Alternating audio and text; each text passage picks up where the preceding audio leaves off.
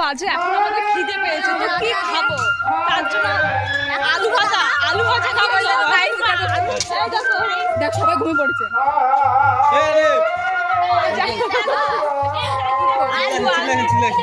রান্নার লোক দেখো সবাই ঘুমিয়ে পড়েছে। দেখো গাইস সুপি রান্না করছে।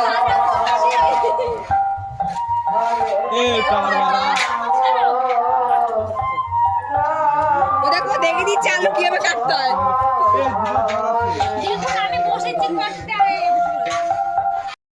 এখানেই হচ্ছে আর এই যে আমাকে দেখ এই যে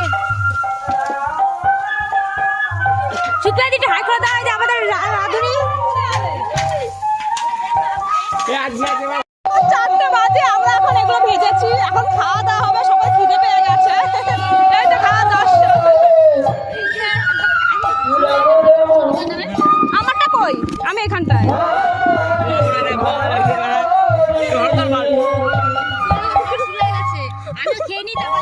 গরম মশলা